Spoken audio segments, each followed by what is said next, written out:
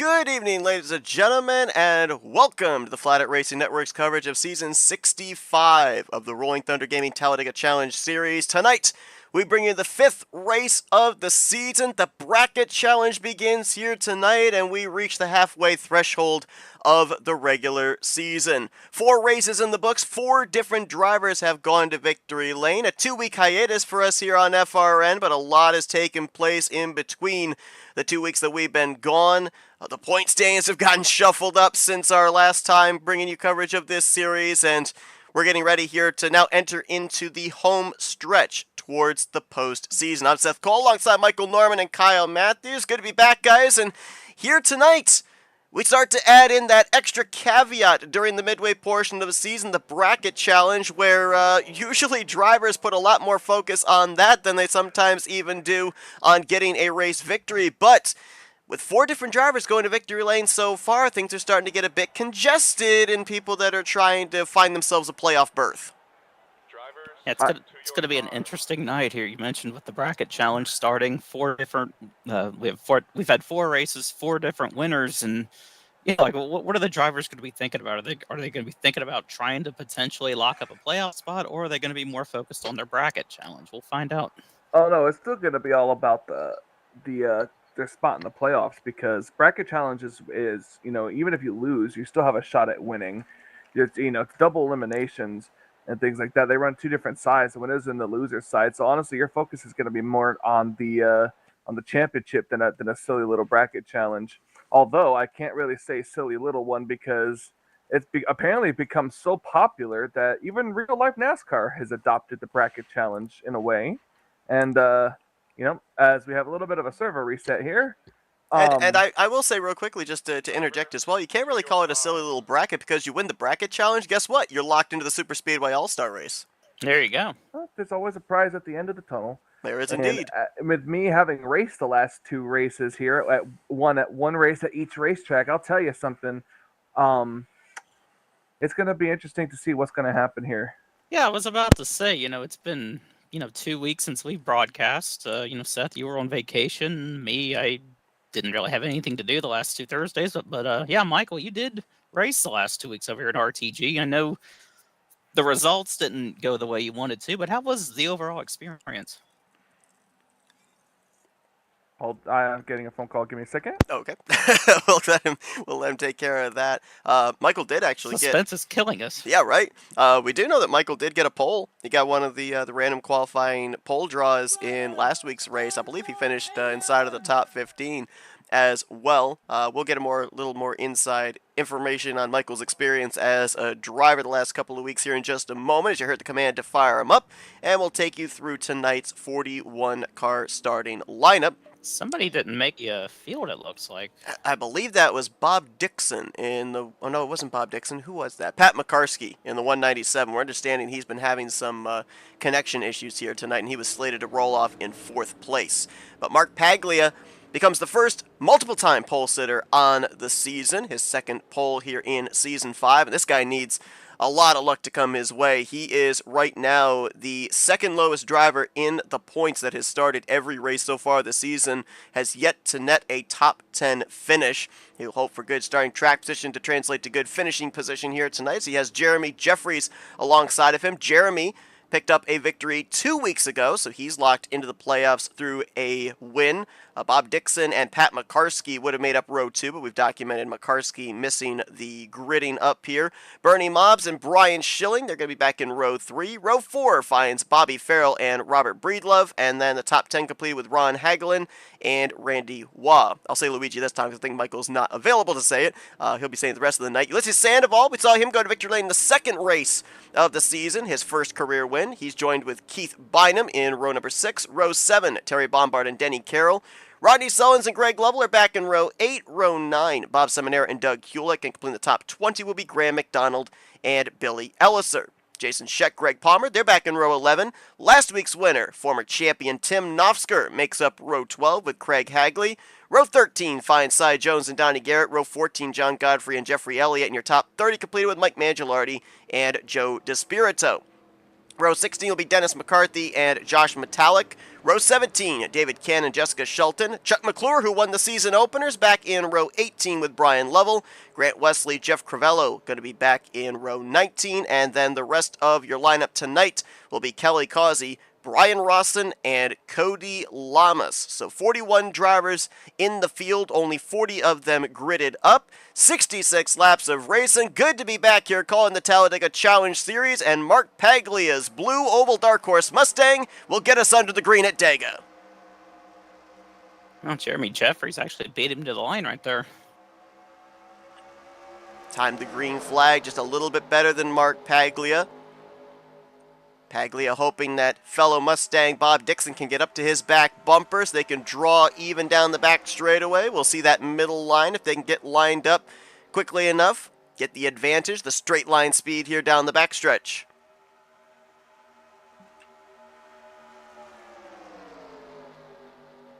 Jeffrey's got a nice bump draft there from the 4, Brian Schilling.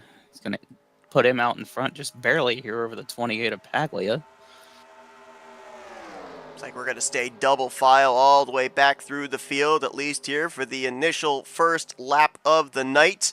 Jeffries, with help from Schilling, is indeed going to be clear of both lanes, and he will get himself a valuable bonus point with a lap led. A couple weeks removed, as we mentioned, from picking up a victory this season. Subsequently comes into this race the overall points leader, 21 points back to Josh Metallic, 25 back to Jessica Shelton, 28 back to Chuck McClure, and Brian Lovell continues to be consistent this season as well. He is 5th in points, 32 points out of the top position.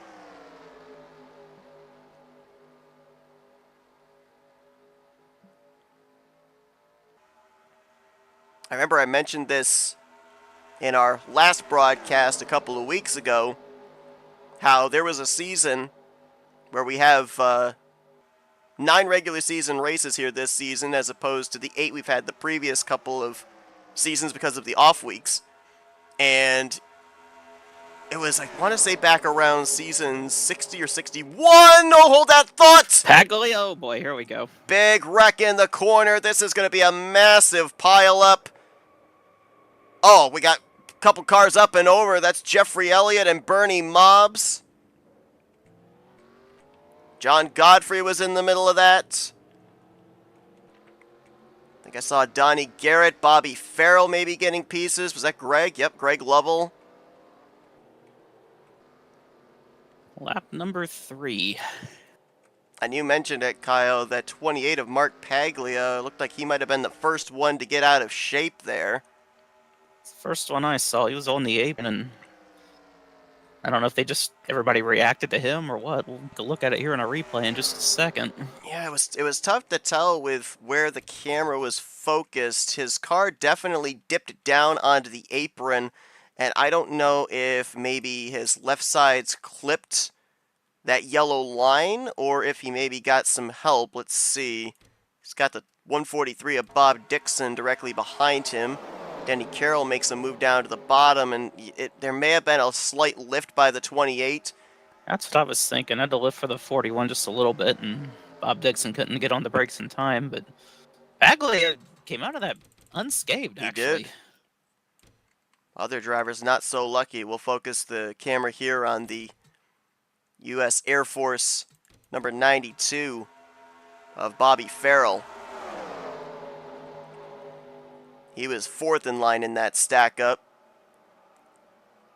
Looks like Bob Seminara, Mike Mangialardi, Terry Bombard, Graham McDonald, some others that I see involved in this. Can we see who that was that the 9 car hit going into that? Because it looked like a white car. Might have been maybe Seminara. Maybe Greg Lovell. Let's see. All these drivers kind of stacked up on the top. John Godfrey got sandwiched. Rodney Sullins was in that. I didn't see him involved, but he got a piece. No, Jess was further back.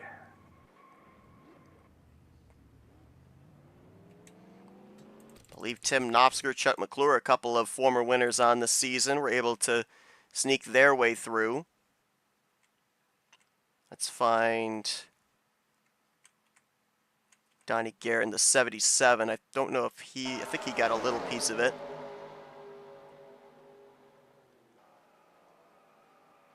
David Cannon back there, Craig Hagley. Oh man, Rodney got clobbered by Joe DeSpirito, I just saw there as well. So a lot more drivers involved in this incident than I originally thought.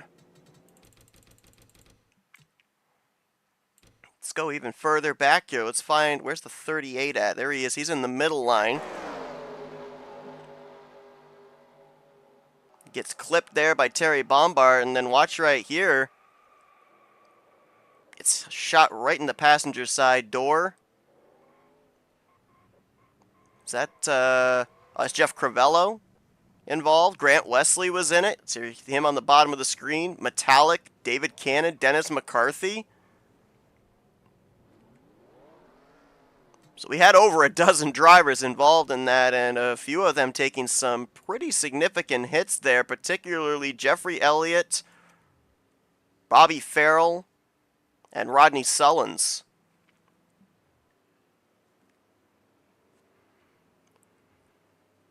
Those corner wrecks are so difficult to avoid because you don't know what direction cars are going to spin. Sometimes they'll spin from the apron up the racetrack. Sometimes they'll spin from the outside wall down the banking to the apron. You just got to hope and pray that it's not going to be in the path that you're currently trying to utilize to make your way through. And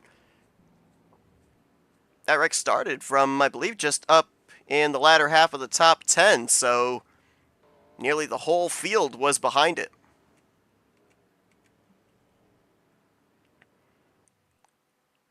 See Brian Schilling coming to pit road, got himself a lap led.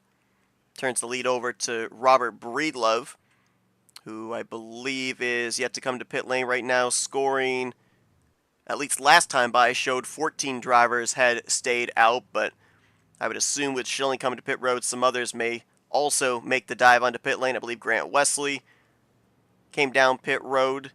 Brian Rawson, I think, came down pit roads. There's a couple of drivers that will start cycling down the running order here at the completion of this lap. As you see the lights out on the Chevrolet Camaro pace car, and we'll be getting ready to go back green on lap number 7. We do have one driver already out of the race, and that's going to be the 56 of Jeffrey Elliott, who took that wild ride, was actually tumbling on top of the roof of Bobby Farrell on the exit of turn 2.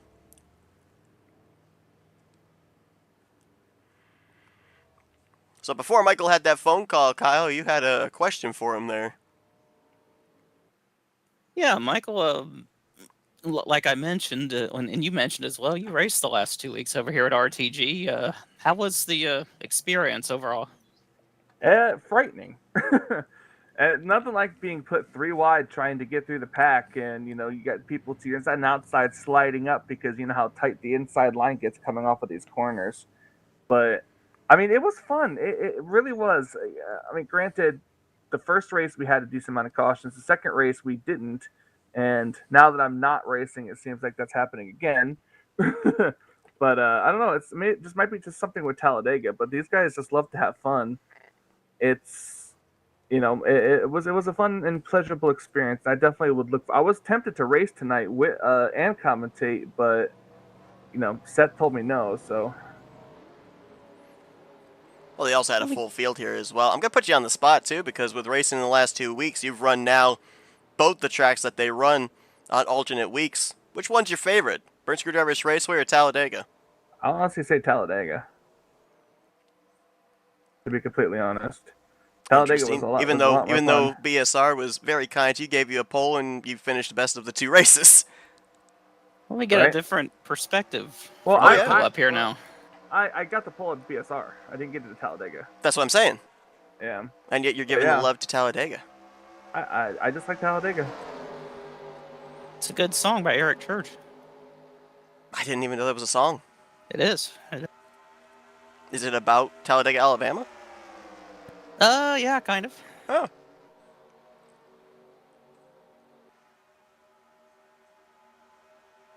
First look at 3 wide.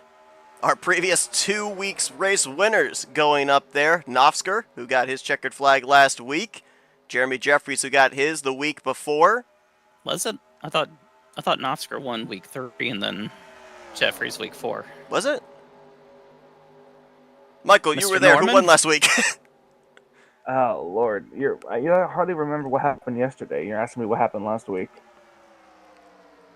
I think Jeremy Jeffries did win at BSR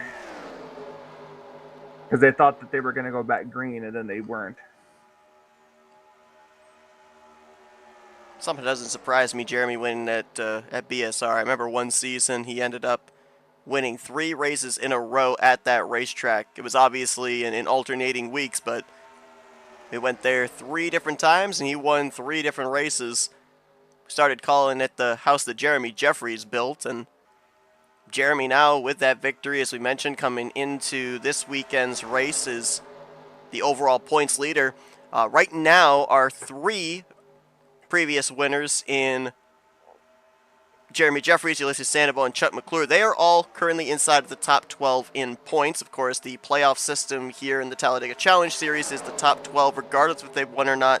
They will advance into the playoffs. Any drivers with a victory that are 13th through 20th in the standings would get in through a proverbial wildcard spot. Right now, Tim Nofsker would be enacting that as he comes into this race 13th in the standings, but very easily here with the remaining races in this regular season could point his way up into the top 12. As we remain 3 wide, it's going to be Greg Palmer with help from Kelly Causey going to go to the point. And how about that Jif Peanut Butter 00? I'm looking right now at the starting lineup. He started 39th. He's already up to 2nd. That's quite a run right there, and I like that paint scheme. That's a very unique. I don't think I've ever seen Jif sponsor any car, whether it be a NASCAR or sim racing. So this is the first, and I like that scheme.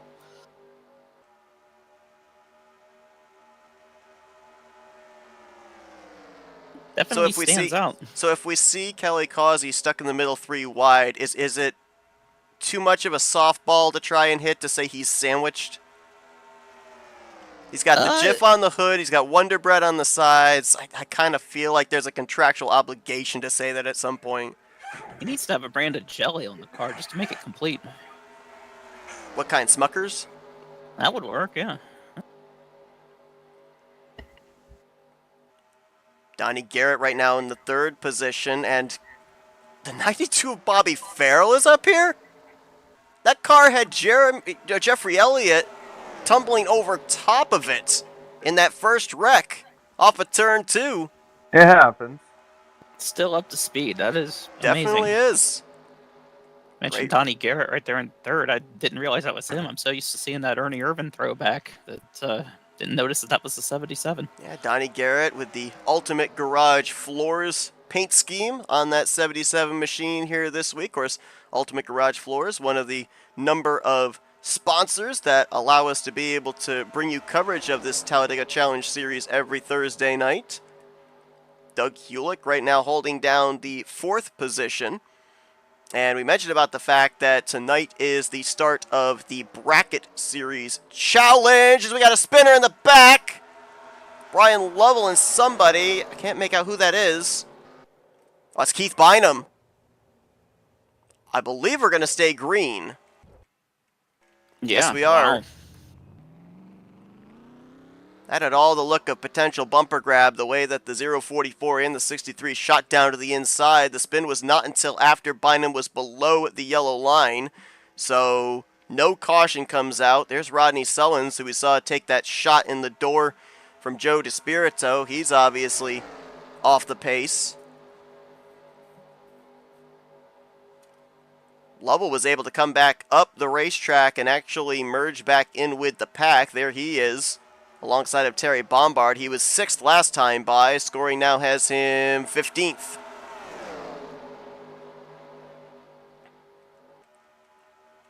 You said that had all the look of bumper grab. That had all the look of a big wreck. Really impressive that everybody was able to avoid that and didn't even bring out a caution. Jessica Shelton making a move here to the bottom with help from Robert Breedlove. Been an incredible start to the season for Jess, as she is 3rd in points coming into this race after 4 races concluded. That spin definitely broke up this pack a little bit here. It did. A little bit more spread out now. They'll all get bunched back up here pretty soon, I think. They're 3 wide back in the middle portion of the pack, but I don't think it's going to take them very long with how prevalent the draft is to get back into one big pack once again as Donnie Garrett looks to the inside, gets some help there from Hewlick. Saw the run coming from Shelton, Breedlove, Jeffries, and Cy Jones. Bob Seminara now leading a third lane on the outside there. Help from the 81. I've been there before. Up on that top side? Inside, outside, middle. I've been in all 3 lanes at one time during one race. At the same time? No, not at the same time. I was going to say, that'd be a pretty neat trick. I'm Only 3 Kyle- wide with myself. Only Kyle Busch can go 3 wide by himself. That's true. Once the very outside lane gets going, that Shelton middle to lane the just really dies inside off. there. She had a look to the inside of Hewlick for second, but he slammed the door on her. That top side comprised of Seminara, Jason Scheck, Tim Nofsker, Josh Metallic, and Randy Waugh. Luigi. It's okay, Michael. I covered for you on the starting grid.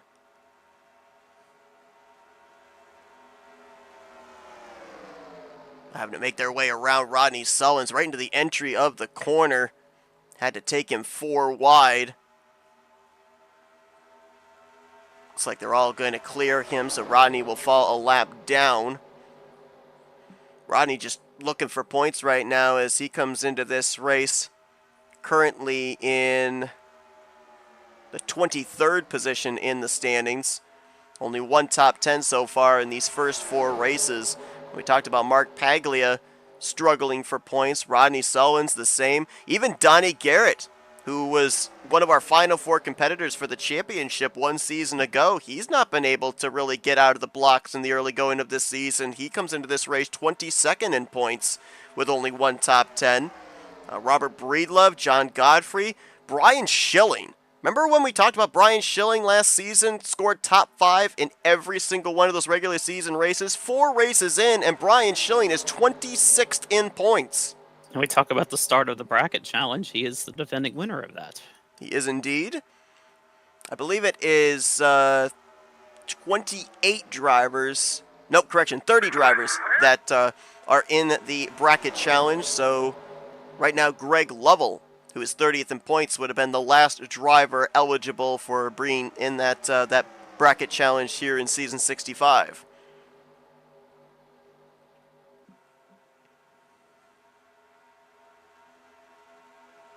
Double checking real quickly lane here. Beginning to run. Look at the 81 just going to leave the 712 out there. Boy. Oh, ooh.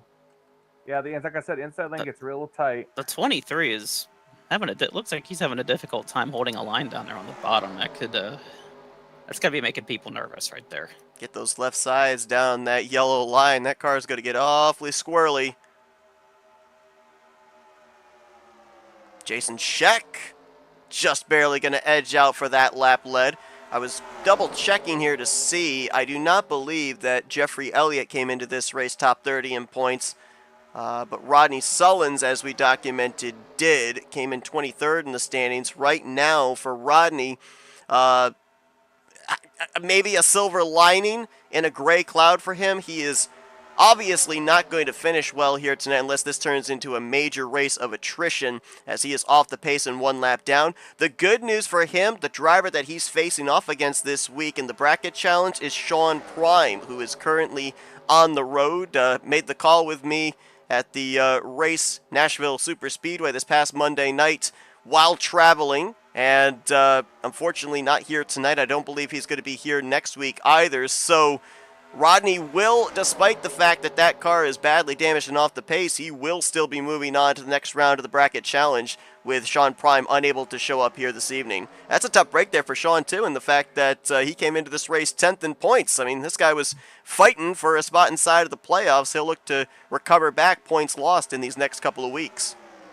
Should be interesting to see what he can do when he does. But hey, let's do a Cody Lamas check. Let's see at what part of this pack Cody Lamas is racing in.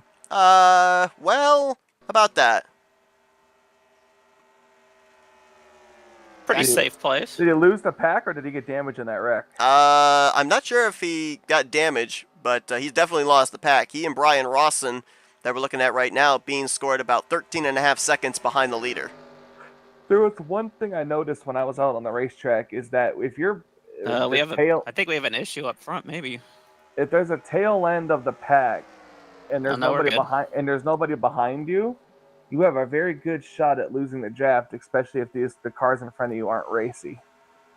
Keep an eye. The setup for these cars just does not like to suck up unless you're really on the back of somebody or have somebody behind you. I think I remember that too. And I think it's more prevalent at Burnt Screwdrivers Raceway than it even is here at Talladega. Keep an eye on the 23 of Doug Kulik. I think he's coming to pit road. A number of drivers did not pit under that last caution. Oh no! Oh gosh, that is a huge wreck. Can't even see through that massive cloud of smoke who even is involved. Well, I was just about to say. We could, but somebody has their smoke turned on. We don't have to have that on. But immersion. Massive wreck. We're still wrecking. Bernie Mobbs just got spun. Tempered. Hey, look, Cody Lamas. He made it back to the pack. David Cannon. I don't know if that was in relation to drivers reacting to those that were coming to pit road, but regardless of the fact, massive pile up there. I'm not even rightly sure that some of those drivers that came to pit lane, if they would have gotten to the commitment line before the caution flew.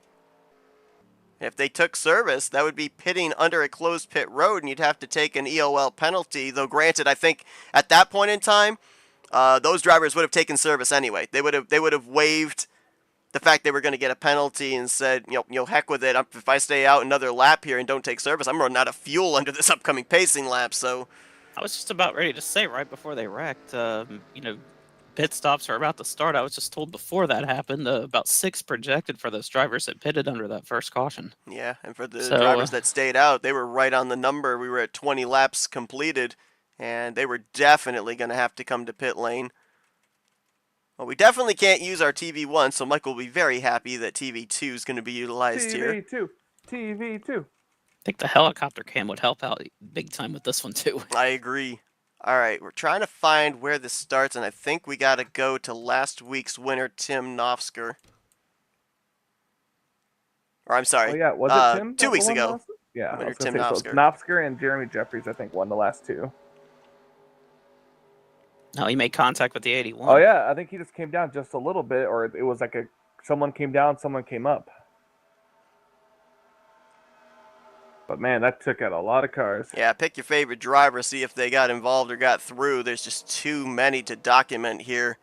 The one thing that I'm noticing, and maybe when we go to the chopper cam, we'll maybe see to the contrary, it did not look like there was a lot of hard contact in that wreck. Looked like a lot of light contact, a lot of spinning, but I didn't see anybody necessarily get clobbered or make a hard hit into the outside wall. So we'll jump back up again here to the 088 and the 81. We'll go to the chopper cam, and again, this was all in relation to cars that were pitting up ahead. Cy Jones in the 7 with the Sunoco logo on the blue Ford Mustang is coming to pit road. The silver car of Nofsker is going to move up to give him room.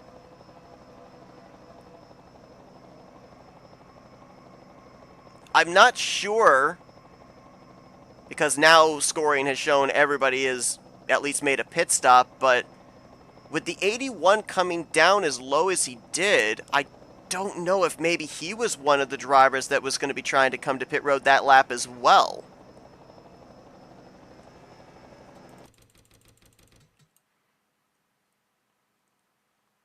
Because just the fact that he came down the racetrack is what makes me kind of wonder. Let's go back to TV2. We're going to slow this down a little bit. And let's watch and see, because there's plenty of room. Yes, Nofsker moves up. I was told there might have been a wreck on pit road involving Greg Palmer.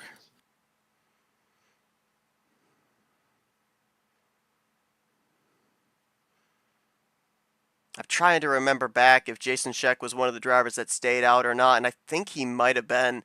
I think he was trying to maybe cut down behind Tim Knopfsker to come to pit lane. Because it just seems like with the amount of room that he had on the outside of Knopfsker to come down the track that far, if you're not planning on coming to pit road. See, yeah, I think he even slows. I think you could see right there, he was slowing down a little bit. I think he was trying to come to pit lane from the second lane, and he had a car to his inside. He got knocked around there like a pinball, that is for sure, but... One last shot. Let's go inside the 81 car. Let's listen and see if he lifted out of the throttle as if he was trying to come down pit road.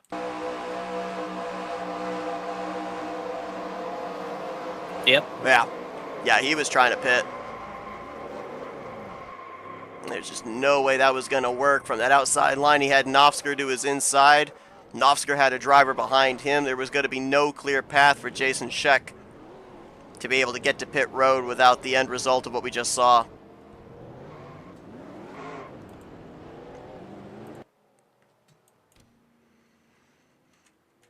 So second caution of the night.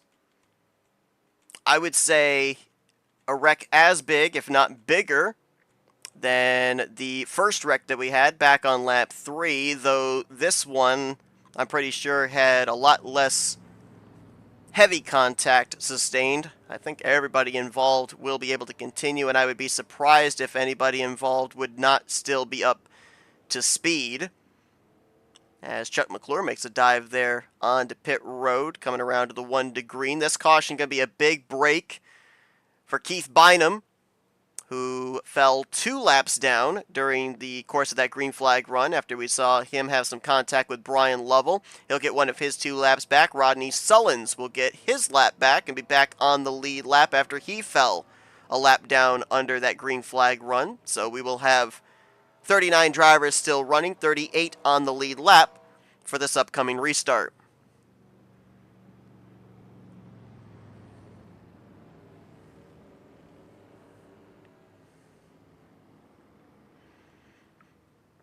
Donnie Garrett has led the most laps so far here in this race, 9 laps in total. He'll have Bob Seminara to his outside for this restart. Paglia started on the pole. He'll be 3rd. Jessica Shelton in 4th. Brian Schilling will complete the top 5. That'll be Terry Bombard, Grant Wesley, Bobby Farrell, Craig Hagley, and John Godfrey. Going to be your top 10. One thing that this caution does do is it puts everybody back on the same playing field in terms of the fuel window. Everybody coming to pit road during the course of this caution, whether they had pitted under the first caution or not. So we'd be looking somewhere in the vicinity of around between laps 42 to 45 when these drivers would be making their next trip to pit road, which makes things interesting because you could maybe potentially make it on one more pit stop here. It's right on the window. That's assuming the rest of the race goes green. Exactly.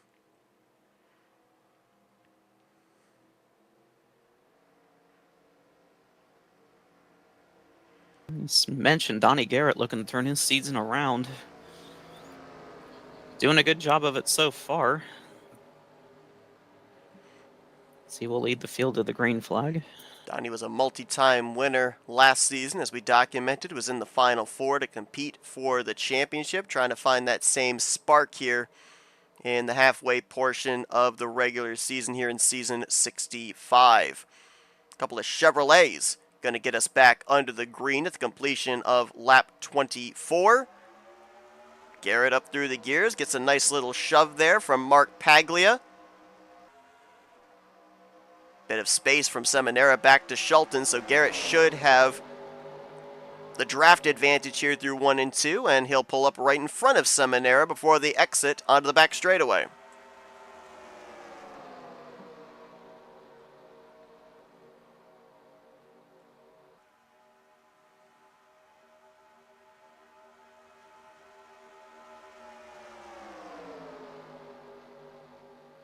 Paglia gets a good run here. Looks like he might clear him here for the race lead. Let's see if he tries to maybe tuck up to that outside line here off of 4. Stays committed to the bottom with Brian Schilling and Grant Wesley. That brings Garrett back to driver's right. Dead heat to the line. Can Paglia snipe a lap? Yes, he will. Yep. That is, believe it or not, Mark Paglia's first lap led here this evening, as he did not lead us back to the completion of lap 1 despite starting on the pole.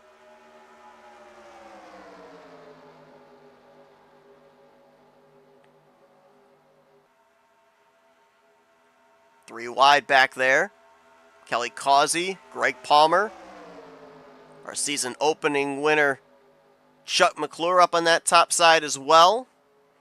Trying to make something happen from mid-pack. We know Chuck McClure came to pit road at the 1 to green, so he's a little bit better than everybody else on fuel, and now trying to make up that track position lost with coming to pit road as late as he did.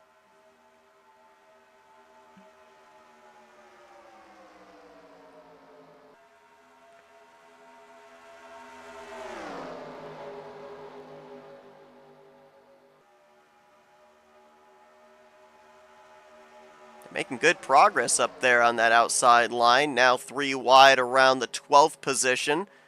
John Godfrey in the middle. Godfrey, another driver. You see him behind that white 92 of Bobby Farrell, who I was surprised is still up to speed. Same there for John Godfrey as Paglia down there. Again on the apron. Yeah. It's been an adventurous race for him so far. But John Godfrey, remember, got sandwiched up into the outside wall in that first wreck back on lap 3. That car still appears to be up to speed and competitive. Right now, he's kind of freight trained in the middle.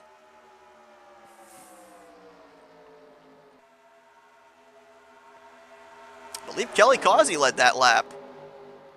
Barely over Donnie Garrett. Wait and see what scoring says the interval was between the front splitter of the 00 and the 77. That last time by, that'll be Causey's first lap led. 3/1000ths of a second. And look at the momentum that top side has got. In a pretty short amount of time. It only took him like a lap or 2 to get all the way up there. That was impressive. And there's still more up there trying to get that third line working. Brian Rawson, Graham McDonald's up there. Jason Scheck in the 81. And I believe that's Jeremy Jeffries right behind him in the Monster Energy Chevrolet.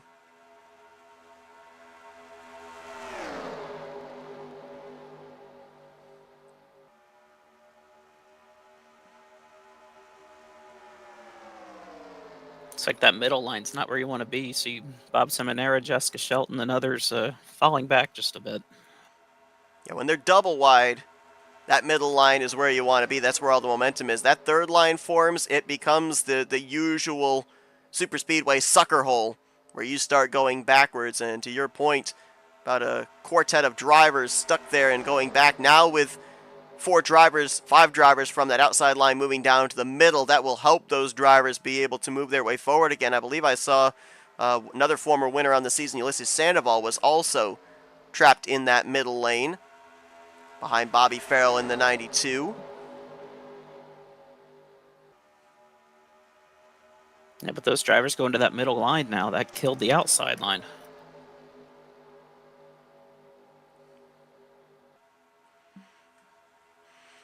You know, we've talked about a number of drivers that have struggled at the start of this season. Kelly Causey would be another driver. He missed one of the races so far this year, has made 3 starts, but he's 38th in points coming into this one. So there's a lot of drivers we're seeing that they're starting to feel the pressure here. I mean, a win obviously is great, but when you're mired down outside of the top 20, top 25 in points, you've got to rely on consistency down this home stretch to at least get you up there close to the 20th position in points. Then you can rely on a victory to at least try and get you into a wild card spot. And for a number of these drivers like a Causey, like Garrett, like Paglia, your focus right now, yeah, if you're in position for the win, absolutely go for it. But I think at the forefront of your mind, it's bring the thing home in one piece, get a solid top 5, a solid top 10, get those points that you need to be able to climb through the point standings. And I remember Donnie Garrett a number of seasons ago kind of brought up the phrase top 5 him to death. And that's what he would do. He would find the consistency. Eventually the wins would take place. But when the consistency was there, that gave Garrett a little bit more of an opportunity to be aggressive when he was in the conversation for a checkered flag. At this point in time, you want to be aggressive, but you got to make sure you don't make a mistake because you don't want to dig the hole any deeper. It's like, plus for a lot of these guys that are struggling, if they come out of here with a top 5 finish, that is good. Just, for the mental side of things, it's got to make you feel good too. So, that could go a long way as well.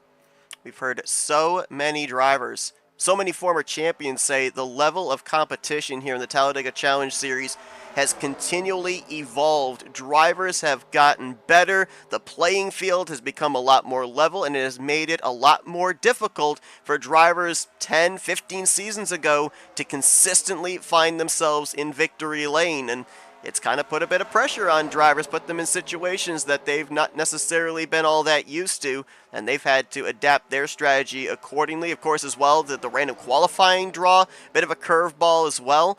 It used to be that Bob Seminara, Chuck McClure, Joe DeSpirito, Grant Wesley, you'd see them when drivers were allowed to qualify. They were up at the top of the scoring pylon just about every single week, and the good starting track position would usually translate to good finishing positions. Well, they don't have that luxury anymore. Sometimes they'll start at the front, sometimes mid-pack, sometimes shotgun on the field, and you have to plan out your strategy according to where the random qualifying draw places you. So these drivers have had to do a lot of periods of adaptation here in this series, and some have been able to adapt quicker than others. It just adds to the unpredictability that you already have with super speedway racing. So looks like Bob Seminara is leading that inside line. He was behind Donnie Garrett there for a long time, managed to get in front of him. Now he's going to lead that inside line with Garrett pushing him. And I think we're going to see more and more drivers migrate down to that inside line, not necessarily to move forward, but to get themselves down there in preparation for a potential round of green flag pit stops, which are about 10 laps away, maybe a little less.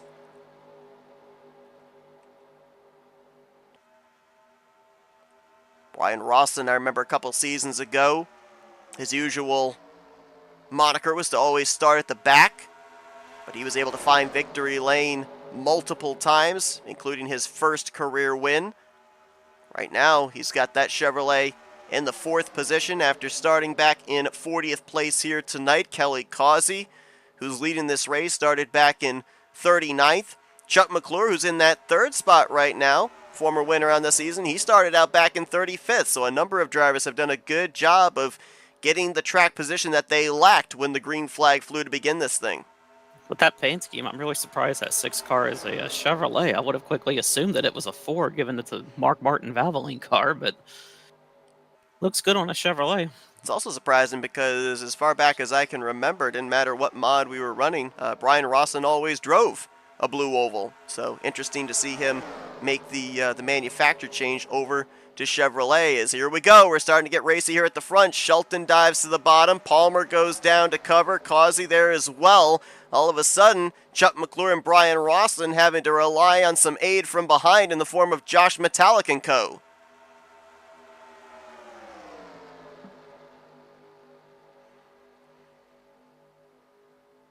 Haven't talked much about Greg Palmer here tonight, up inside of the top 5. Currently sitting in a playoff position through points, 11th in the standings, coming into this weekend. It's been a number of seasons since we've seen Greg Palmer battle in the playoffs. I don't remember exactly what season number it was, but I remember he won the season opener to advance into his last playoff berth.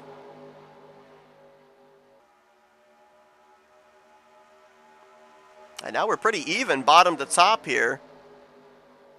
About maybe 14, 15, 16 cars on the bottom. Same on the top. Comes down to who does the best pushing. Speaking of getting a good push, Chuck McClure looks like it's might get the lead here from Kelly Causey. Got a good push from Brian Rawson. Chuck with a victory already to open up the season. 4th in overall standings. We'll be talking a lot down the home stretch of this regular season about the regular season championship. Pays out 15 bonus points towards the playoffs, which is so valuable, especially if you end up having a bad race in that first round of the playoffs. Right now, you've got less than 40 points separating the top 7 in the standings, which easily can be made up in one race alone with us having consistently full fields every Thursday night. And we've seen how close drivers have come to either advancing into the next round or being eliminated. I mean, it could come down to a single point. So that's that 15, those 15 bonus points could easily come into play. We do have a couple of drivers in this pack that have lost the draft, that being Greg Lovell and Keith Bynum.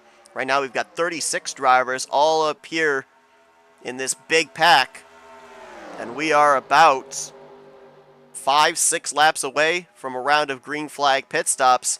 Nobody has necessarily made a green flag pit stop here tonight. We saw a couple of drivers dive to pit road back just prior to the second caution, but then the yellow flag immediately flew, so technically it wouldn't have counted as a green flag pit stop. This is going to be the money stop here for these drivers, and we've seen it so many times, so many seasons. Incidents that take place down there on that access lane to pit road or on pit lane itself will more than likely not constitute a caution. You got to be careful yourself on the execution of pit road, but also other drivers around you. And with mentioning 36 drivers up here in this lead pack, it's anybody's chance right here, depending on how the pit stop cycle completes. If indeed the whole thing's under green, I think I might have just jinxed it. Josh Metallic, oh my gosh. David Cannon all over the place. Kyle, put the flip counter away. I don't know if it can count as many flips as we had right there. I think it just malfunctioned. Gracious. Cody Lamas crunched. About those green flag pit stops. Yeah. Jeremy Jeffries, former winner. Looks like his day is done. Brian Rawson, we were just talking about the great run he was having. Jessica Shelton. Ulysses Sandoval, I know, was in that. Brian Lovell, who's been running so well in points, as well involved.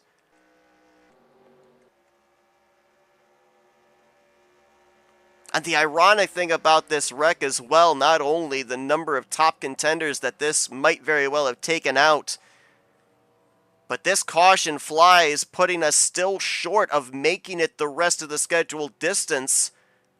Depending on when we go back green, I would say we're still going to be about 2-3 laps short. And our race leader, Kelly Causey, reminds me of a race last season here at Talladega. It came down to fuel mileage. He was leading just a very few laps to go under caution and could not make it. Had the pit give up the win. So, boy, I bet he's pretty nervous right now. This was right up at the front. This was around the 3rd position. Let's see what happens here with Brian Rawson.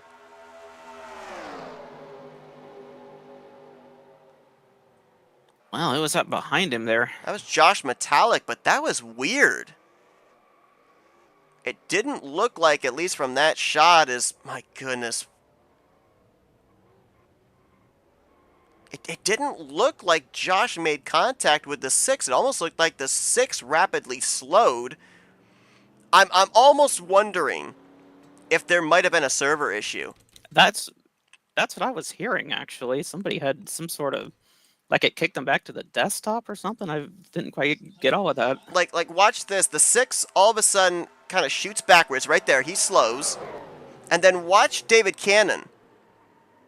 See how that car is warping all over the place. I think there was a server issue that took place that led to that. And man, when they are up each other's gearboxes, double wide all the way through the pack, that is the worst time to have something like that happen. Oh, I came back to the 3rd big one. I apologize for that. Oh, this isn't the big one. This is the massive one. Yeah. The thing I told you about that I had to do happened, and then there was a brief conversation that involved in it. I'll fill you guys in after the broadcast. Well, you walked away and watched this. A bomb just went off here. Oh, that would have...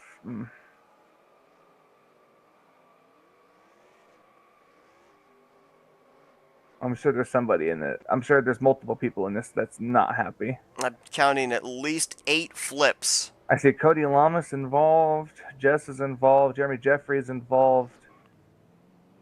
Now the question is, I don't think that the main wreck was. I don't think it was server related. David Cannon, yeah, I know he said that. I just think that was a bump gone wrong by Metallic. Was it? Let's see with the chopper cam. See right here. See, he's already on his back bumper, and then he just No, the or 6 something happened to slows. Brian. Yeah, he just. I don't know if he maybe lost his motor or if that was lag on the 6 part.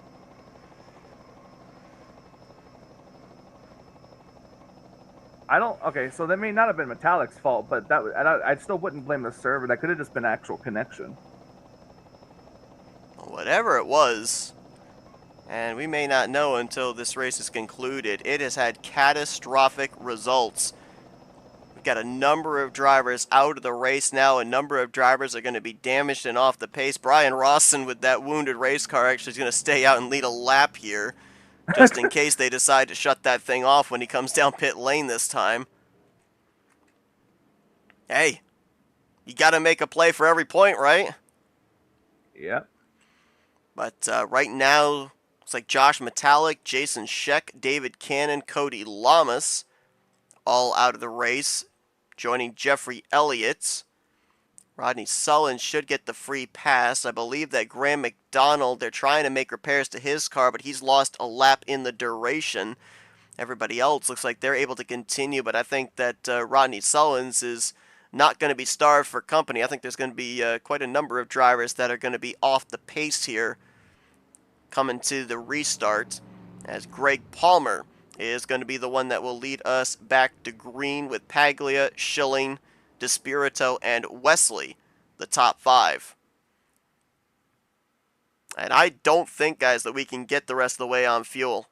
Even if the lights went out the next time by and we went back green on lap 45, I think we're going to be finding ourselves maybe in the vicinity of a lap and a half to 2 laps short of making it the rest of the scheduled distance. Now, that is granted that the race finishes under green. We've seen scenarios like this before where drivers have found themselves about 2 laps short on fuel, a caution comes out to end the race, and they're able to save enough fuel under pacing to get to the conclusion. But if we finish the race under green, I don't think they can make it. Man, who all do we have left? I don't think we're going to know the answer to that until we go green, because there are certain drivers we can easily check off that we know are going to be off the pace. Took some massive hits in that wreck. But then there's other drivers that were involved that may have gotten some aero damage, maybe in the scenario where they'll only be up to speed if they've got somebody drafting with them. I think we'll have to wait a couple of laps before we know exactly who still is in the hunt for this win. We can add another driver's name to the list of those that are not going to reach the conclusion. A former winner on the season in Jeremy Jeffries. He has just now taken his machine back behind the wall. He'll get credited for 35th place. And that is the driver that comes into this race, the points leader. I will take the opportunity here now to look down through the drivers out, and who now, because of these DNFs, is guaranteed that they're advancing into the next round of the bracket challenge. It looks like, despite the fact Jeremy's out of this race, it looks like he's still going to advance because Doug Woolley, who he was facing off against, was not in the field here tonight. Looking further down at other drivers that retired out of the race, Josh Metallic, he was against Billy Elliser tonight, so Elliser will advance. That's a 31 seed defeating a 2 seed. I do not believe that Jason Scheck or David Cannon or Jeffrey Elliott or Cody Lamas were inside of the top 30 in points. So I don't think they were. Yeah, so as of right now, the only 2 drivers that we know based off of the DNFs that are moving on, still going to be Jeremy Jeffries and Billy Elliser will be advancing over Metallic.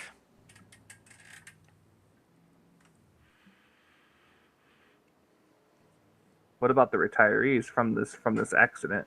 That's the only ones that we know of as far as the advancees. I'm talking about all of them, not just for the bracket, just all who went. Oh, all that are out. This accident. Yeah, that Jeremy Jeffries, Josh Metallic, Jason Scheck, David Cannon, Cody Lamas. 5 from this wreck, and then Jeffrey Elliott from the first wreck. So 6 in total.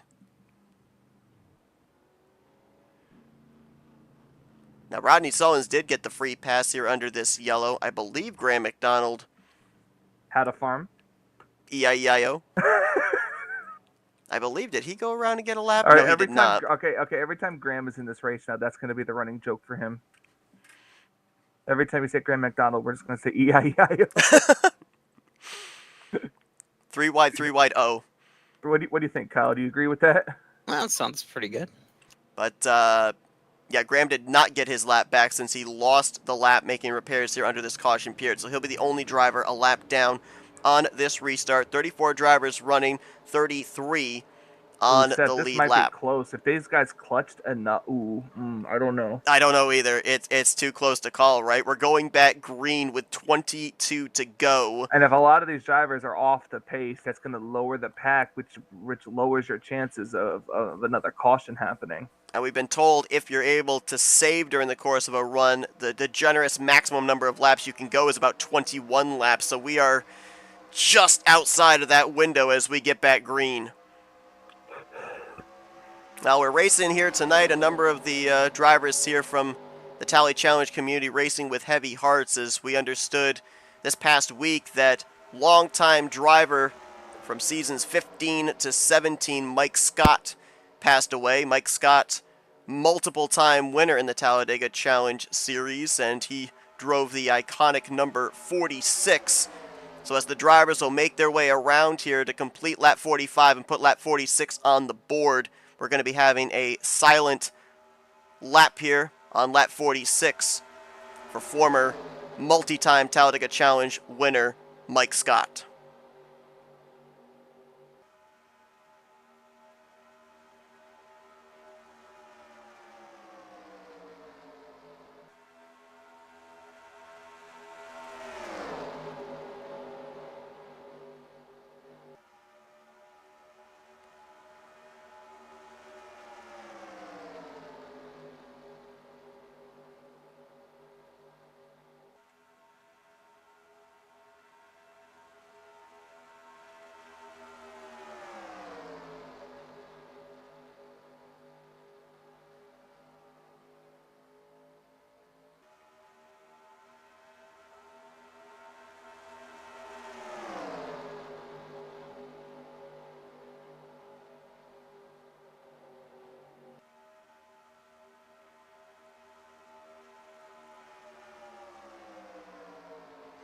Talked earlier tonight with Josh Metallic about Mike Scott. Obviously raced long before Flatout Racing Network started broadcasting on Thursday nights, and according to Josh, he was known as the fuel-saving king, migrated over from East Coast Racing, which is still running to this day, and came over with a number of different drivers that you see in the field every Thursday night, including Brian Schilling and Chuck McClure.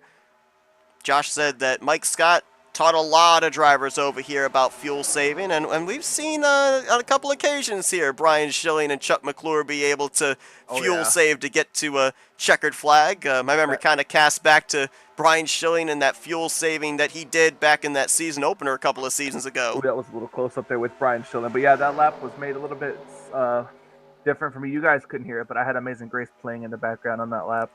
Oh, very nice. Yeah, look at the lines battling. It's still very even here, and a lot of these cars are still good and up to speed from that accident. I just noticed that. I don't know how many stragglers that we have, but this is a much bigger pack than I thought we were going to have. So yeah, I thought we were going to definitely see like 12 cars. I mean, that was a big wreck. To answer your question, looks like we have 5 drivers that have lost this lead pack. Dennis McCarthy, Robert Breedlove, obviously Rodney Sullins, Brian Lovell, and Brian Rawson. We've got 28 drivers still apparently up in this lead pack. But the question is, do we have some drivers that are just trying to survive in the draft, or do they still have the aerodynamic dependency to get up there and lead a line? Speaking of leading the line, we're talking about how close the fuel window is. If you're Mark Pagley and Greg Palmer, guess what?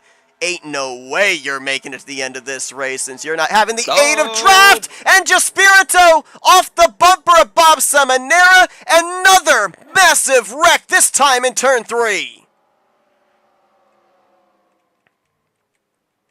That wreck was made even more epic because Amazing Grace was playing in the background. That took out a Every lot of good wreck we've cars, and had this is with tonight, people trying to bump. maybe with the exception of the wreck off of turn 4 when drivers were trying to pit, every single one of these wrecks tonight have been in the corner. It's because people are trying to bump. And that started with two guys that usually work pretty well together, Joe DeSpirito and Bob Samonera. Bernie Mobbs on pit road, Jessica Shelton, Chuck McClure. We saw DeSpirito smoking. The 88, I believe, was involved in it as well. I think you're right. Jessica went over a couple of times in that wreck. I'm Actually, still I think able she to. got flung from the wall. She flipped, but We had a couple of, well, I shouldn't say a couple. I think we had more than a couple drivers flipping in this one.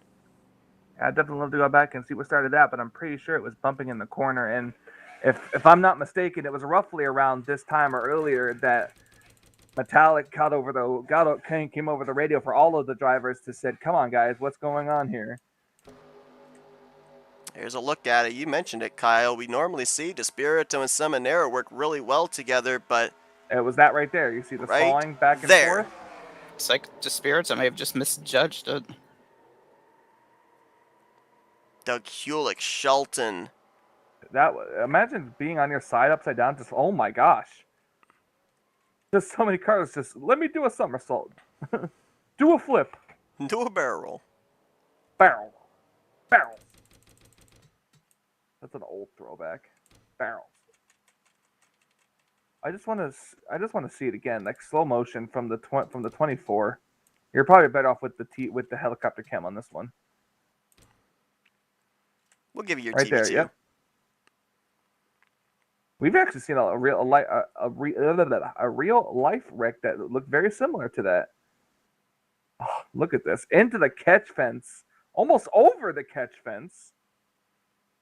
I'm still waiting. I don't think we've seen it yet in a broadcast. I want to see a car fly out of the racetrack. I don't think we've seen that on a broadcast yet. I think it At least might not have an happened RTG broadcast. once. I could be wrong. I remember there was a wreck that was like a final wreck to end the race under caution, and I might be wrong, but I think somebody did clear the catch fence. Right there, you see it was just too close. Misjudged it trying to come up. Grant, I think Grant actually managed to get through with just a spin. No damage yet. He spun up to the outside wall, which was about the safest place to be up there. He was probably watching it and was just like, please don't come up here and hit me. Please don't hit me. Please don't hit me. Please don't hit me. He probably had a pretty good view of what happened. Let's go on board with him. Let's go up. I was going to say, the roof cam of the 88, yeah.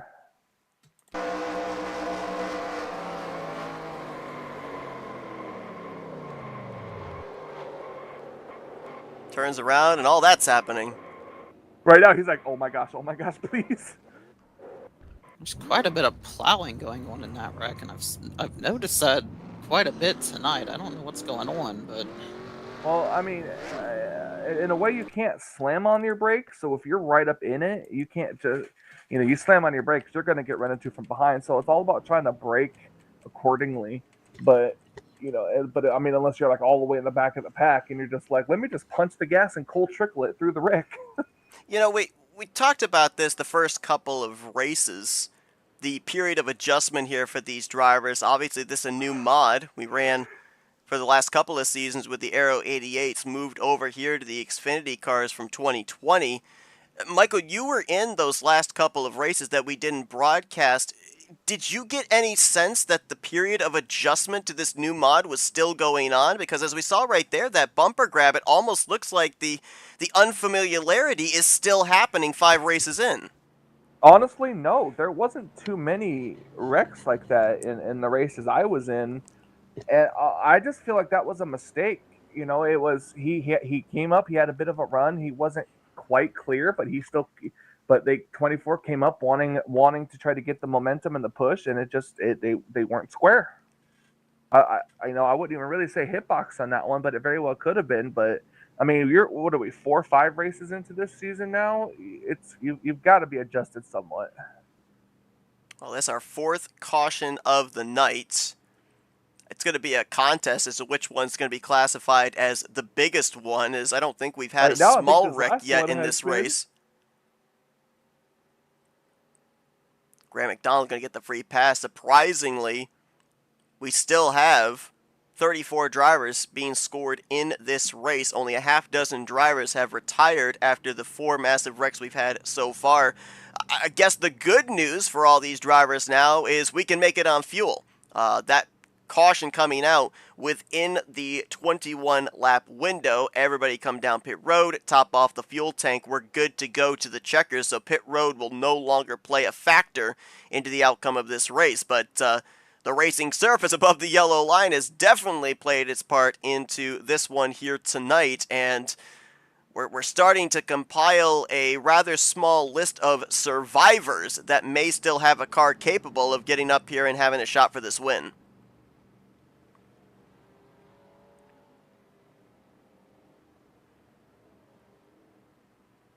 Of those drivers, I believe only 2 of our former winners have a shot to be a multi-time winner this season tonight. Nofsker going to restart in 5th, Ulysses Sandoval in 10th. Jeremy Jeffries is out of the race. Chuck McClure is going to restart back in 26th, but he was one of a number of drivers we saw that flipped over in that most recent wreck. So Jury is still out on how up to speed he's going to be. This should have eliminated the fuel issue. Yep.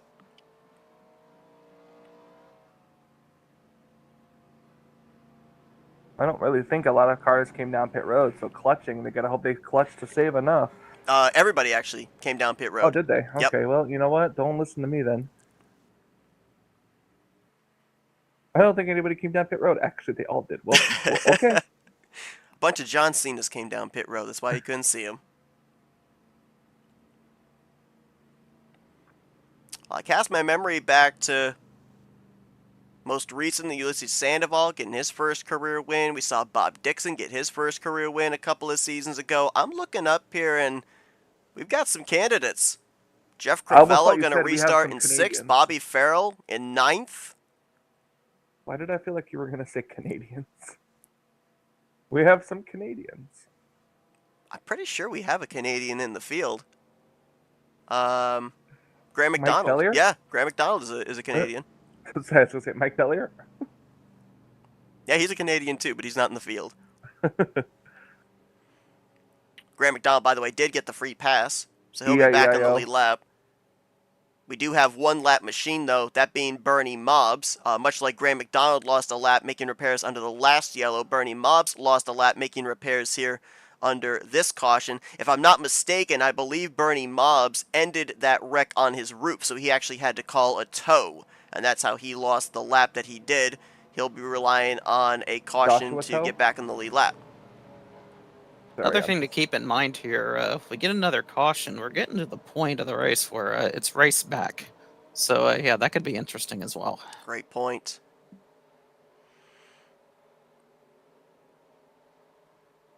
We had about 4 or 5 drivers off the pace when we went back green on the last restart. We'll see if that number increases here after another massive wreck. This time in turn 3. Paglia brings us back to the green. Donnie Garrett tries to time that restart. Edged ahead at the start-finish line. But he got a much better start than Brian Schilling did, and that kind of hurt Garrett after a while. You see Paglia back to the lead for the time being. Kelly Causey, who's deep in the field in the 31st position right now, has the bonus point for the most laps led. We got a driver down to the inside. Yeah, who in the world was that? That's Denny Carroll. Looks like he's able to pull back up and continue on. But Causey has led 14 laps here tonight. Donnie Garrett has led the second most at 12. Greg Palmer has led 8.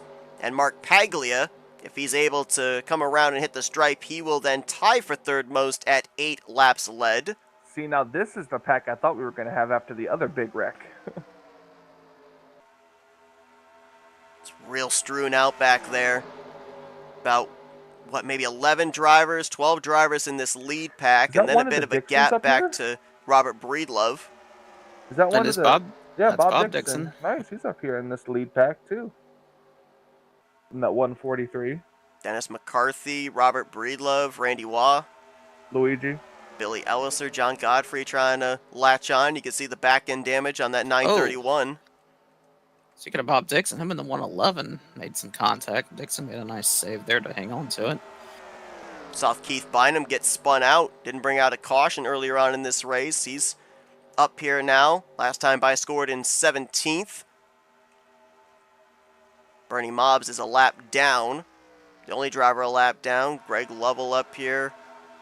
Mike Mangialardi. This is 18th on back. Cy Jones, Hewlick, Bombard, Causey, Brian Lovell, Rodney Sullins, who is still on the lead lap. Game I think we'll never have. Right. This is exactly the type of race Rodney Sullins needed because he's been able to bypass a number of cars here after being off the pace from lap 3. Craig Hagley behind him, Graham McDonald, Denny Carroll, Brian Roston, Jessica Shelton, Chuck McClure, Joe DeSpirito, Bob Seminara, all off the pace, just trying to salvage what they can. A lot of those cars were running up front for most of this race. They were.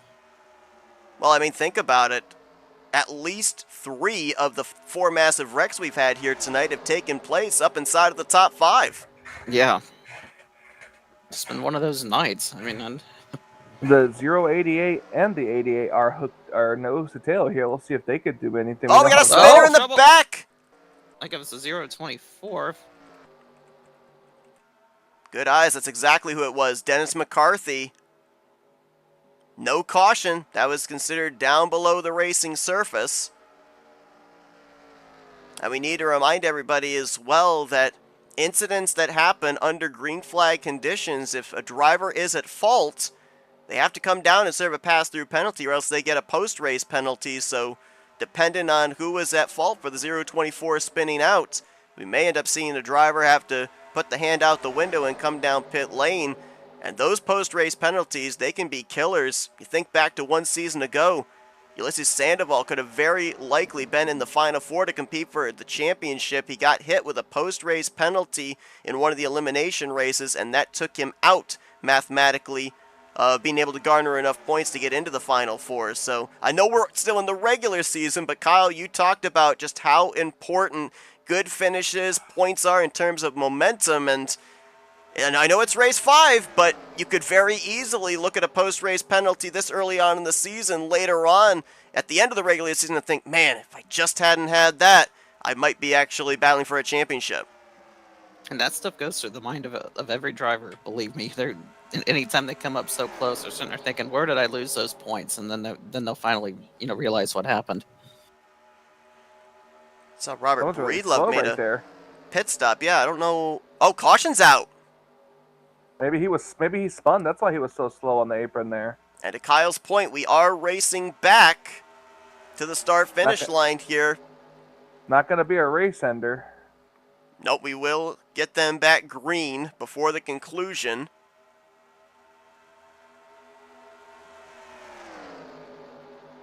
I believe Breedlove, after making that pit stop and falling a lap down, he would be in line for a lucky dog, as would Bernie Mobb. So we would have all of our remaining drivers on the lead lap. Paglia going to lead us back to the caution flag.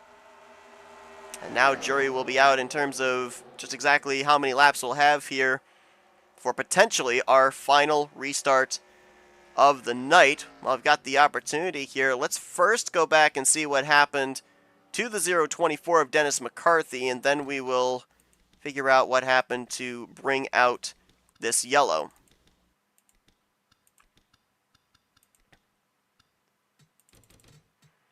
Actually, I'm wondering if the 931 might have come down pit road for the pass-through, as he's the car behind McCarthy here off of turn 2. Yep. Yep, so that answers that question.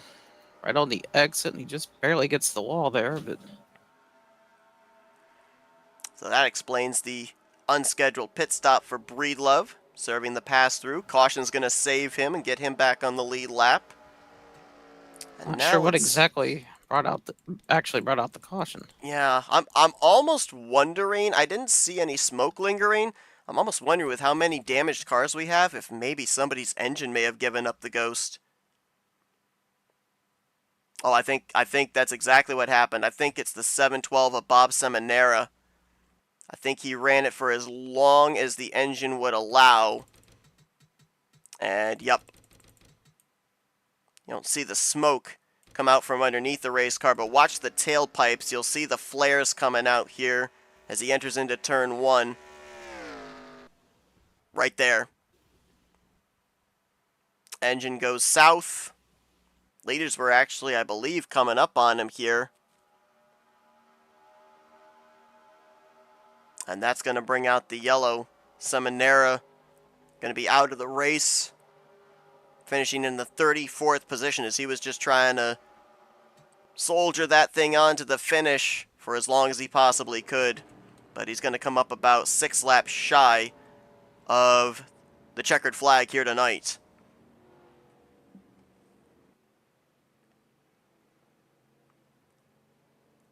Seminara came into this race 19th in points, so he would have been in the bracket challenge. He was facing off tonight against Terry Bombard.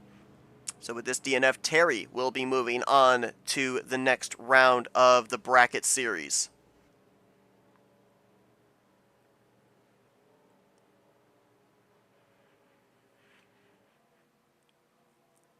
Pace car lights are out.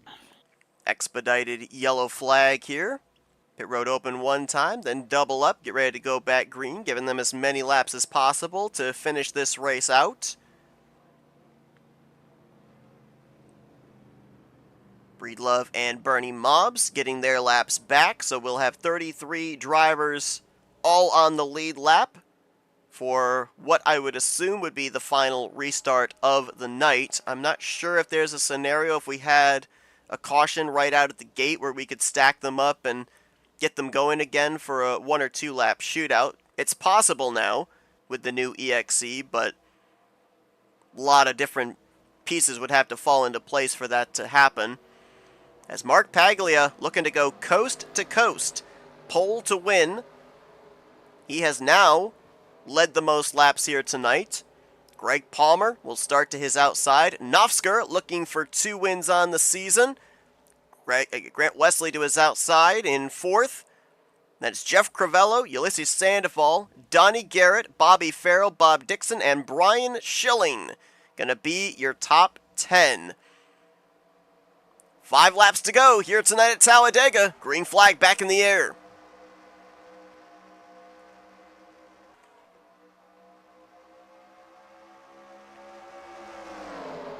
Looked like the 22 didn't get that good of a restart. Looked like Grant Wesley and Ulysses Sandoval were ready to go, but that kind of caused a little bit of a stack up, but everything's good. Question now is, how long do you wait? We've seen races end under green. We've seen them end under caution. A lot of times it comes down to the timing of your move.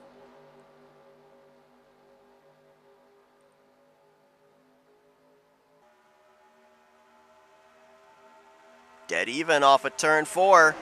Momentum will go to the top. Big push here from Wesley to Palmer. Sandoval on the back bumper of Wesley. Good tight draft in that outside line. Palmer will at least lead the lap, but Paglia still stays to his left rear wheel. It was so little cars that are up to speed right now. I don't think there's really enough cars out there to get a third line going. Certainly not enough energy to generate a run. It's a great point. So right now it seems like these drivers are kind of stuck with their dancing partners in their respective lines. Now we're starting to see a couple of drivers migrate from the bottom up to that middle groove. Palmer is clear. Wesley almost clear for second. Not quite through the center of the corner.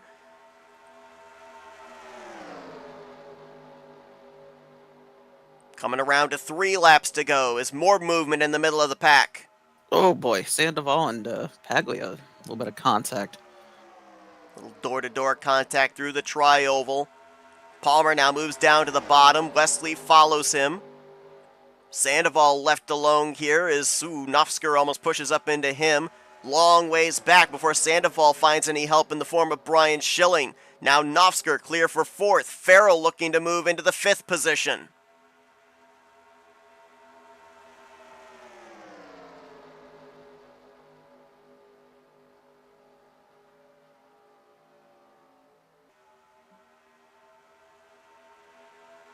Greg Palmer's led 10 laps here tonight. Here Here comes goes Wesley to the top. Anybody Paglia go does with not him? go with him. Sandoval trying to get up there to him. Big push there from Schilling to Sandoval. He'll give the bump to Wesley. Let's say he's going to get a good push there from Ulysses. Side by side for second between Paglia and Wesley. Wesley trying to pinch that inside line down off the exit. Here comes Palmer, sees the run coming, moves up to cover it.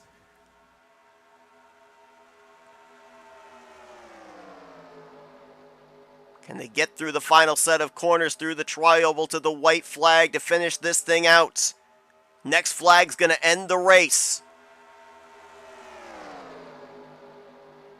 Wesley clear again, moves up. Palmer goes to block. It's going to open the door for Ulysses on the outside. White flag in the air. Sandoval now side by side with Wesley for second. Palmer's got to cover 2 lanes, a couple of Toyotas.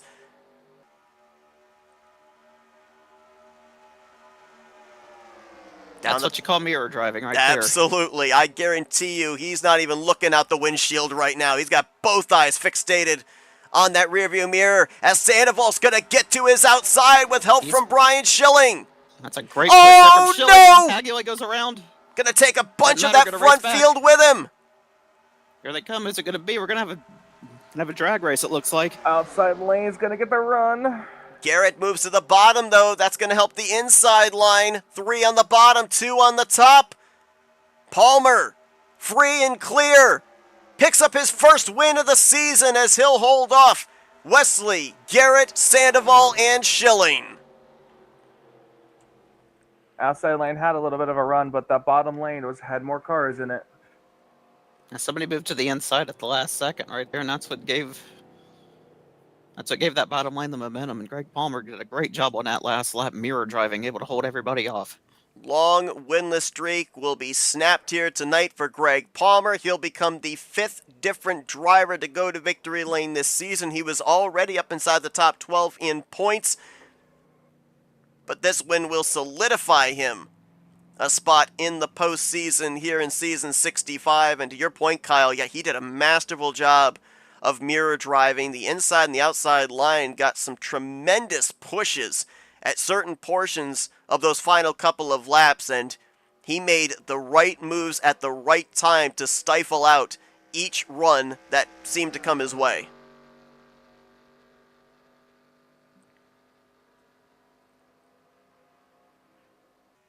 That last wreck is going to shuffle up our top 10 finishing results as well. We'll go back and take a look at a replay of what happened there with our pole sitter Paglia and others in just a moment. But for Greg Palmer, as he parks it on the start-finish line, going to burn it down here at Talladega Superspeedway, his first win of the season. Led 13 laps here tonight, one of 4 drivers to lead double digits. And more importantly now, heading into the second half of this regular season, can build off of this in preparation for the postseason.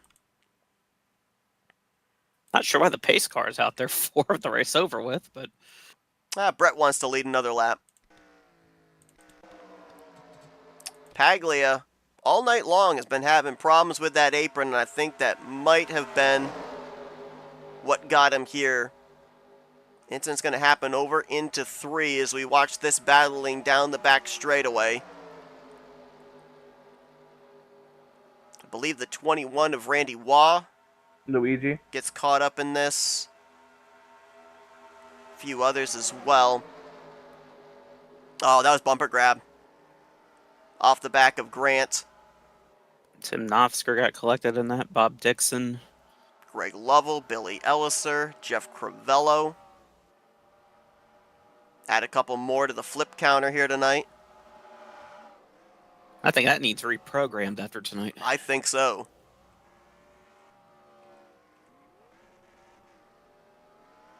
Must be the mod. I don't remember us having this many flips with the Aero 88 cars.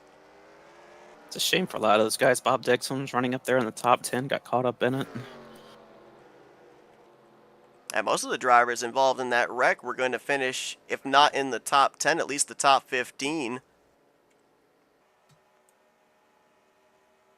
Fortunately for a few of them, it happened on the white flag lap, so some of them were able to get back to the start-finish line before some of the other stragglers did.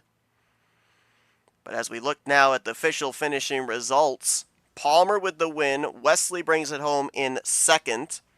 Third place for Donnie Garrett, Ulysses Sandoval in fourth, and Brian Schilling is going to finish in fifth position. I'm trying to look down here on the results, and man, I don't know who the points leader is going to be because Jeffrey's out of the race, Metallic out of the race, Shelton, McClure, Brian Lovell were all off the pace. That was your top 5 in points. And the highest finishing of all of those drivers I just mentioned, I believe, was Brian Lovell in the 24th position. So maybe we won't have much of a shakeup if everybody up there had an issue tonight. We might not. I mean, Sandoval and Palmer, I think, are going to shoot up through the points standings, but I don't think they'll have garnered enough points tonight to be the new points leader. It may very well close the points gap up, make it even closer going into next week. How about Bobby Farrell? Great run there after being involved in the first wreck. Same for John Godfrey. They'll finish 6th and 7th. Keith Bynum, he fell a lap down early on in the race, came back and got a top 10 throughout all that. Mike Mangialardi, he was off the pace. 9th or 8th for him. Ron Hagelin in 9th. Breedlove, we saw him have to serve that pass-through penalty before the last yellow. Got back on the lead lap with the caution, finishes 11th place. Graham McDonald in 12th. He was a lap down at one point. Yeah. Billy Elliser, Craig Hagley, Terry Bombard, the rest of the top 15. Rodney Sullins, 16th, with a damaged car off the pace. I think he'll take that. That car got lapped down multiple times in this race under green flag conditions. Lap 3, he started with engine damage, and he's going to still finish this race out just outside the top 15 with Cy Jones, Dennis McCarthy, Kelly Causey, and Doug Hulick, the rest of the top 20. But look at the names we've got down here towards the bottom half of the finishing results. All 5 of your top 5 in points out of the top 20. Brian Lovell, 24th. Chuck McClure, 25th. Shelton in 33rd. And then out of the race, Jeremy Jeffries, who came in the points leader, and Josh Metallic, who came in second in the points, 21 points back, also out of the race. This track tonight, this race, held no prisoners, and definitely I think is going to be shaking up the point standings quite a bit in regards to who is in a playoff spot and who is not heading into the second half of this regular season. 4 massive pileups here tonight at Talladega Superspeedway. Look at the interval right there. There was a photo finisher between Donnie Garrett and Ulysses Sandoval. Garrett just edging out Sandoval to finish on the podium tonight. And we will be talking with Garrett, Wesley, and our winner, Greg Palmer, here in just a moment as we now head into our FRN post-race wind-down. Wild one here tonight. A number of survivors finishing this race at the front of the field. And let's see if we can get a hold with the driver that brought it home. In the 3rd position, the Nature Boy, Donnie Garrett. User was moved to your Hey, channel. Donnie, it's Michael Kyle Seth up here in the FRN booth. You got us? I got you guys. Wild race here tonight. A lot of drivers finishing this race out with some damage in some way, shape, or form, but not the 77. You were able to keep that thing clean here tonight, kept it up front for the entirety of the evening. 12 circuits out in front. In the conversation for this race victory as well. Strong showing here this evening, and we documented that it's been a bit of a struggle here to kick off 65 for this machine. Just how important was it for you here tonight, even if you didn't get the victory, to bring this thing home solidly on the podium? That's the whole thing right there. Just bringing home solid. I wasn't looking for the win. Just gain as many positions as possible. Man, 2 weeks ago, I was 32nd in the points. I had to qualify my way in. I've been doing this for 30 years. I shouldn't have had to do that, but you know what? That just tells you the amount of competition that you have here. And I think I had 2 DNFs this season. I don't think I've had a DNF in 20 or 30 seasons. And but like I say, this has been a rough season. I tell you what, old Rodney Sutherland's painted me a car, man. This new Ultimate Garage Floors race sponsor car. Rodney painted up that car, and I tell you what, ever since I put her on the track, man, we've had I think 8th last week, 3rd this week, And hey, if everything goes the way we should get a win next week. Yeah, I almost didn't recognize it as you. I'm so used to seeing that Ernie Irvin throw back out there, but that car looks really good and it ran well tonight. Oh yeah, yeah. I was there at the part of that race when I got out front. I was holding about I don't know, a 3-2, maybe a second lead or so out in front of everybody. I was like, man, I am a setting duck, but they just never closed on me. It was like a mountain of air or something there, and they never closed. And like I say, finally got mixed up there, and I got a little bit of a mix up in the pits, and that put me back in the field there on that last restart. But yeah, fall back through, got top 3, and hey, we'll take that, move on to the next one. Definitely building some momentum after the top 10 run last week, the top 5 run here tonight. One thing that we noticed here this evening, 4 massive pileups, and at least 3 of them happening up at the front of the field, a couple of them in your neck of the woods. How difficult is it to kind of position yourself in these type of races, not knowing exactly when or where that big one is going to strike, and how were you able to, was there anything that you were able to see possibly culminating that you didn't like the look of that allowed you to keep yourself out of trouble this evening? Yeah, I moved around a lot. There was some weird stuff going on up there. I'm seeing glitches or something, and I mean, I don't know if it's. I'm coming off of a medication. Just I'll put that out there, but I'm seeing these cars jump around in front of me a lot, and I don't know if that's what's causing it. But yeah, I started seeing some stuff, and I bailed out of a couple times and went to the bottom, so I had some place to go. But I was in just about every one of those wrecks, and sometimes you're the windshield, sometimes you're the bug, and tonight I was the windshield because I went through every one of those wrecks, never hardly ever got touched, and just made the right moves. And some nights that's how it happens. And this happened to be the night. Hey, Mike Scott was riding with me tonight, so we lost him this week, so we're thinking about him. Well, a great run for you here this evening, getting that momentum going here now into the second half of this regular season. Plenty of racing still to go to get yourself up into a playoff position, get back to victory lane. We documented the great season you had last year in that Final Four for the championship. Looks like you're getting back to that form here as we start to get to the middle portion of this regular season, and looking forward to seeing how you're able to close this out down the home stretch. Congratulations on the podium here tonight. Donnie, before we let you go, floor is yours for thank you, sponsors, and shout-outs. Yeah, thank you guys. Hey, I want to give a big shout out to all the owners, admin here at RTG. I tell you what's the toughest. Admin's got the toughest job in the business, and don't envy them at all. But I tell you, got to give a thanks to Rodney painting up this Ultimate Garage Floors car and for me, and looks amazing. And like I say, I got a big shout out. Like I say, Mike Scott, we lost him this week. He was a big influence on a lot of guys here. I bet over half of these guys will tell you that they learned something about racing from Mike Scott. And I learned a lot about barbecuing. So not only about racing, but a lot about barbecuing with him. And but it wasn't that long ago. I was getting some advice from him on a brisket, I think it was I was making. But hey, tell you what, man, we're rolling. We're going to miss a race here a little bit later on. And but like I said, I got to gain all the points I can right now because I'm gonna lose some there. But good night overall, and we'll look forward to next week. That's Donnie Garrett, third place performance here tonight at Talladega Super Speedway. Looks to continue to ride this streak of momentum into next week at Burnt Screwdrivers Raceway. Congratulations on the great run tonight. Best of luck next week. Thank you. Hey, this goes out to Brian Schilling. Woo!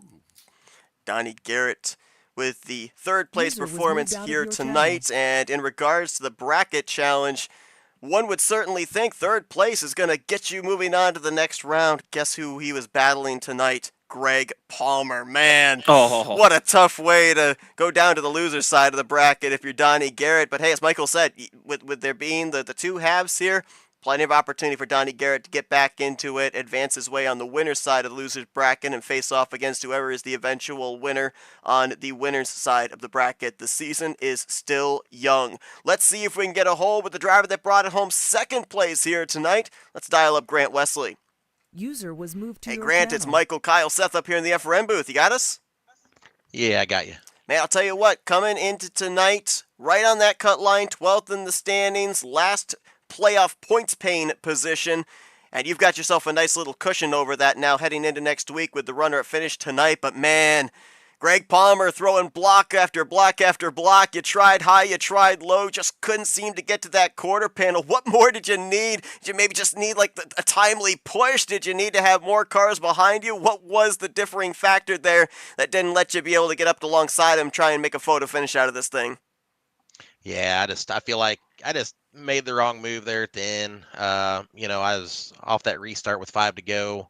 I had Palmer right in front of me, and the plan was just basically I wanted to push him out front and settle it between me and him, within the last couple of laps. And, pushed him out there. We cleared the bottom lane. He wanted to move low, so I just followed him down there.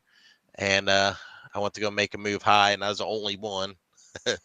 And I dropped like a rock, but old Ulysses and Brian Schilling picked me up pretty fast and pushed me straight back up there. And Palmer, man, he moved right up in front of me. And yeah, man, he did an excellent job tonight blocking the lanes. I mean, heck, I would have done the same thing. I don't blame him for it at all. And yeah, congratulations to him on the win. Number of our front-running finishers here tonight had to overcome adversity in some way, shape, or form. Most of you involved in at least one, if not multiple, of the massive wrecks here tonight. You got a front row seat for a couple of them. Started deep in the field, beginning of this race. Got a front row seat of all the mayhem in front of you on lap 3, and then we were on board with you. I believe it was the third wreck over in turn 3. You get spun around up to the outside wall, which seemed like a safe space, and all of a sudden you got the 712 getting flung in your direction. I mean, first off, congratulations on being involved in those wrecks and not have a whole lot of damage, because a lot of drivers had mechanical failures or a lot of engine damage or aero damage. But I was asking Donnie just moments ago, how, when you've got wrecks specifically in the corners, those seems like the toughest ones to avoid, how in the world are you able to get through things like that unscathed, especially with a lot of the massive contact we saw made tonight? Yeah, I think, mainly you don't want to get in the brakes too hard, too fast, and you want to make sure you slow down also. It's a real fine line. That coupled with picking the lane that has the least number of cars in it. Tonight, I found the apron a couple times, and that worked really well for me. Uh, I feel like I was in every wreck. I've been in every wreck this season. But yeah, there's a few tricks. Sometimes I feel like if you lock the brakes up like 100%, and if it's just a light hit with the wall, the game won't give you damage. Sometimes I don't know. Maybe it's just in my head, but there's a few things you can do like that, and it's kind of luck. After you've put yourself in the wreck, at that point it's luck, and yeah, sometimes you're lucky, sometimes you're not. We've talked about a number of drivers here tonight. Obviously, we were off the last couple of weeks, but we look at the point stands coming to this one, and a lot of names that we're used to seeing up in the top 5, top 10 consistently were not there. A lot of drivers have documented on the struggles of this season, and you had some struggles in the early going as well. First 3 races, best finish 15. Now, last week you brought it home 4th. Tonight here with the runner-up. Is this the turnaround point? Do you think finally the momentum is back here for this 88 car down the home stretch of this regular season? Oh, I definitely feel the momentum in my on my side here. So, obviously it's a new mod for this season. It's also a new EXE. The EXE has some very fine changes in it, but for me, I just feel like it drafts a little bit differently. I found myself consistently in trouble the first 2-3 races, and but I'm figuring it out. I think everybody else is too. We're going through some growing pains right now, but yeah, I feel like you said, momentum's on my side right now, and we're going to ride that wave as long as we can.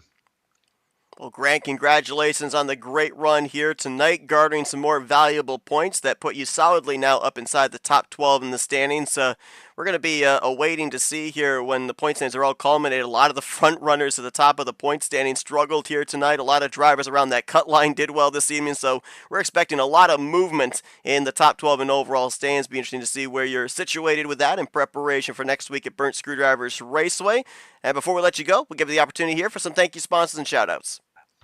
Yeah, I believe I'm looking at the updated standings now, and yeah, absolutely massive swings in the points. It looks like I went from 12th to 4th, but yeah, definitely in the right direction. I'd like to like to thank the owners here, David Cannon, Sean Prime, the admins here on Thursday, Josh, Tim, and Rodney for doing everything they do.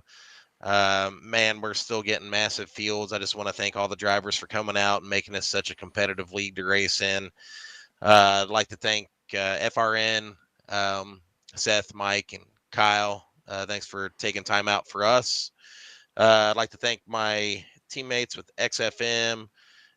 Give Greg another shout out for the win. Congratulations on the win. And I'd like to thank my friends and family for watching and my girlfriend, Brittany. Well, that's Grant Wesley, brings it home second place here tonight, and as you just heard, he's leapt through the point standings, 13 spots gained in the last 2 weeks here in Season 65 of the Rolling Thunder Gaming Talladega Challenge Series. He'll look to continue that momentum next week at Burnt Screwdrivers Raceway. Congratulations on the great run here tonight, Grant. Yeah, thanks, guys. User was moved See if out we of can your now channel. go down to victory lane, our 5th different winner on the season. Let's dial up the driver, the 22, Greg Palmer. User was moved to your Hey, channel. Greg, it's Michael Kyle Seth up here in the FRM booth. You got us? Oh, so this is the booth, huh? This is the booth. Welcome back to Victory Lane, my friend. Long winless streak snapped. You've got yourself now locked into the playoffs, but you had to drive your tail off there in those final closing stages, holding off the runs on both top and bottom. I said to Kyle, I had a feeling you weren't even looking out the windshield of that car in those final couple of laps there. You just took the words out of my mouth, Seth. My eyes were on the rearview mirror all the time between Grant and Timmy and whoever else was on the outside. I had to do a lot of blocking. Yeah. Well, you could have taught a class on how to mirror drive tonight because you did it to perfection there. That was very impressive. Thanks. I tell you, I was nervous. I don't want to take anybody out, and I don't want to cause a stoppage in the second lane or anything. But I think I did it precisely, almost perfect, I should say. Out in front for 13 circuits here tonight. Able to keep your car up front pretty much the entire evening, but we even saw that up at the front of the field wasn't necessarily a safe place. We saw a number of our big wrecks take place up inside of the top 5. How are you able to keep that all in your rearview mirror here this evening? So I was involved in one earlier, Seth. I don't know if you know. Yeah, I was spun around. I was like in the top, I don't know, 10 maybe, and I got caught in that wreck early in the race, and I came out, I was like 36th, whatever. But my crew, my boys, we fought our way back. We documented that a number of drivers this season, they've had a couple of good runs to build off of, but in about 2 or 3 races this season, there have been some rather poor finishes. You came into this race with a finish of 23rd and 26th that had you down right around that cut line of 12th in the standings. How much relief is there now in having this victory, knowing you can just build off of this now, trying to garner points, maybe get another victory or 2 before the regular season comes to a close, but you're now going to advance back into the postseason? Yeah, I'm just going to keep an even keel here and just try to stay in the top 5, top 10 from now on. I don't want to push the envelope. I don't want to get into any wrecks. But most importantly, other than that, is to help my teammates, whoever is behind in points, get them up there, push them up there, get them in the top 5, top 3, maybe even a win. Well, Greg, congratulations on the job well done here tonight. 22 started 22nd, so maybe there was a little magic in that here this evening to get you back in victory lane here in the Talladega Challenge Series. We'll let you get back to your celebrating here in a minute, but for now, we're turning the mic over to you for victory lane. Thank you, sponsors, and shout-outs. I appreciate that, guys. Thank you up there, Mikey and Kyle and yourself, Seth. We missed you guys for the past 2 weeks. We were kind of bored, But I want to thank the admins here, Bones, Prime, Josh, Jeremy, Rodney, Timmy, everybody. That Ronnie too. Just keeping this place afloat. Let me tell you, we're better than afloat. We're like way above water. We got a lot of good races here. We sell out every freaking Thursday. My sponsors, Magnum, Dick Insider, Boudreaux's Butt Paste, all the good ones. Guys who Roddy painted my cars, my teammates Mark and John and Rodney and the coach, the legend Kelly Causey, and everybody else. love racing here. I can't imagine being anywhere else on a Thursday night. Thank you guys, and hopefully I'll talk to you again next Thursday. Absolutely. Greg Palmer back in victory lane here tonight at Talladega. Locks himself into the postseason and will look to finish out this regular season strong in preparation for the playoffs. Congratulations on the victory here tonight, Greg. Go and enjoy it. And hopefully, as you said, we'll talk to you next week once again. Thanks, guys. This is for you. Greg Palmer, your winner here User was tonight. moved out of your channel. Your fifth different winner on the season. So far this season, we have had 3 former champions go to victory lane, a first-time winner in Ulysses Sandoval, and now a long winless streak snapped with Greg Palmer. And we heard moments ago, guys, from Grant Wesley, massive shakeup in the points. This is what it looks like now. The entire top 10 in points has gotten a facelift. Jeremy Jeffries out of the race. Still the points leader, but now 9 points back to Greg Palmer, who jumps up 9 spots in the standings from 11th to 12th. 13 points back, Ulysses Sandoval. Grant Wesley with the runner-up finish moves up 8 spots to 4th. He's only 17 points out, and Chuck McClure drops a spot to 5th. He's 18 points back. I'm pretty certain that there were about 28 points separating the top 3 in the standings coming into tonight. Only 27 points separate the top 10 going into next week. Golly. Yeah, and here I said a few minutes ago, it looks like everybody had a problem. I don't know if that's really going to shake up the point standings. Well, so much for what do I know? Right, exactly. It seems like that happened to both of us today. So massive point shakeup. A lot of drivers kind of moving in or just falling out of that top 12 in the point standings. I believe right now that all of our former winners are now up inside of the top 12, so that takes out the wild card scenario. And of course, as well, we don't have the complete list for you here, but we'll be talking about it next week. Drivers moving on and drivers that are falling down to the loser's side of the bracket, depending on everything that took place during the course of this race here tonight. Seemed like no driver got through this race unscathed. We heard from all of our top 3. They were involved in at least one of the wrecks here tonight, having to overcome some type of adversity, but able to persevere and bring it home with solid finishes. Greg Palmer parking that machine in victory lane. Well, guys, it's great to be back here calling the Thursday nights here for RTG. Wild one here tonight, and I just get the feeling we're now into the home stretch. We got 4 more races left here in the regular season before we put the playoff grid together, and you know there's going to be drivers that are going to be feeling that sense of urgency. We may not be dialing down this aggression anytime soon. Yeah, I think it's only going to just build from here. I mean, Michael, you ran the last 2 weeks. Are you disappointed that you weren't able to race tonight? Or No, I'm actually not now because I probably would have been in like 3 of those wrecks. The only thing I regret with Michael not running is we didn't get to laugh at him as he flipped, because I guarantee you he would have been one of the first cars over. I would have flipped by the commentator's booth and just said, "Hey guys, Hey guys, how you doing?" Hey, oh, that's just Michael flipping again. It's just Michael Norman. But wild one here tonight. Can't wait to see what the rest of this regular season has in store. Congratulations once again to Greg Palmer as he goes back to victory lane here on Thursday nights. That's going to cap off our broadcasting here for this week. We've got a loaded menu for you next week as we'll start things off Monday night. Myself, Sean Prime, going to be bringing you coverage of the Bare Bones Racing Series, continuation of their season from the Irish Hills of Michigan. Then on Wednesday night, it's the Esports Oval League's Grind Cup Series as they'll be doing their Children's Hospital-themed race from the Bluegrass State, the 1.5 Mile Kentucky Speedway. And then we're back here on Thursday night, 9 p.m. Eastern Standard Time for race number 6 at Burnt Screwdrivers Raceway. Will we have our 6th different driver go to victory lane here in Season 65? We'll have to wait and find out. Thank you all for tuning to our coverage here tonight. You don't want to wait? Do you have a time machine that can take us to the future? Or a DeLorean? Yep, I was gonna say I have a DeLorean. Okay, I bet it only hits. To 88. I was gonna say it probably hits 87.5. 87.5 miles per hour. He's got to work on that extra half mile per hour. But thank you all for tuning to our coverage here tonight. We'll see you all next week. For Michael Norman, Kyle Matthews, I'm Seth Cole. Enjoy the rest of your Thursday night, and we'll see you guys on Monday as you've been watching another broadcast courtesy of FRN, the Flatout Racing Network.